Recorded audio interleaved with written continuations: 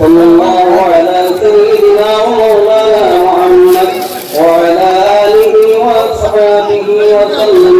صلى الله على سيدنا ومولانا محمد وعلى آله وأصحابه وسلم. محترم हाज़िरीन, कानपुर दरबार शरीफের ইসালে সওয়াব মাহফিলের সম্মানিত সভাপতি কানপুর দরবার শরীফের আপনারা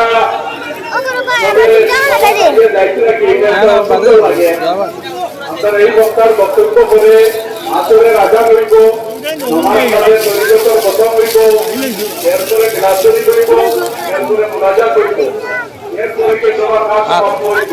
আপনারা দয়া করিয়া আজ আমাদের অত্যন্ত সৌভাগ্য, মহান আল্লাহ পাকের দরবারে অসংখ্য গণিত শুকরিয়া আদায় করি যে আল্লাহ রাব্বুল আলামিন আমাদেরকে অত্যন্ত ভালোবাসে, মহব্বত করে দুনিয়ার সমস্ত ঝামেলা থেকে মুক্ত রেখে আল্লাহ তাআলা দুই সাহেব কিবলা রাহমাতুল্লাহি তাআলা আলাইহি ইসালে সওয়াবে হাজির হওয়ার মতো তৌফিক টুকুন দিতেন। সকলে উচ্চকণ্ঠে আওয়াজে বলি আলহামদুলিল্লাহ, আরো জোরে বলি আলহামদুলিল্লাহ। সম্মানিত উপস্থিতি, আমি আপনাদের সামনে কোরআনুল কারীমের 29 নম্বর পারার সূরা মুলকের 14 আয়াত তেলাওয়াত করেছি। অতি সংক্ষেপে আমি তারই একটা অংশ আপনাদের সামনে উপস্থাপন করব। এই অংশের বিষয়টা হলো আল্লাহ রাব্বুল আলামিন আপনাকে আমাকে এই দুনিয়ার মধ্যে পরীক্ষা নেবেন, আমলের পরীক্ষা।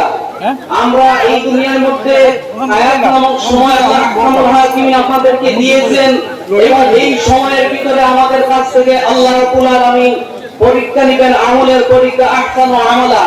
এই আমলের পরীক্ষা সঠিকভাবে দুনিয়ার মধ্যে যারা দিয়েছেন তারাই আল্লাহর মাহবুব বান্দা হয়ে, তারা এই দুনিয়া থেকে আল্লাহর ওলি হয়ে, তারা এই দুনিয়া থেকে আল্লাহর প্রিয় বান্দা হয়ে জান্নাত লাভ করেছে, বলে সুবহানাল্লাহ।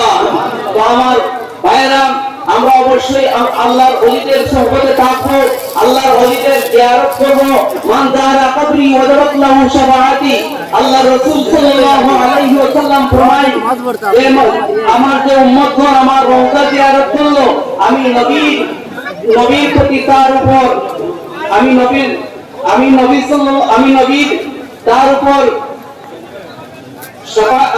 শাফাআত তার উপর ওয়াজিব হয়ে গেল।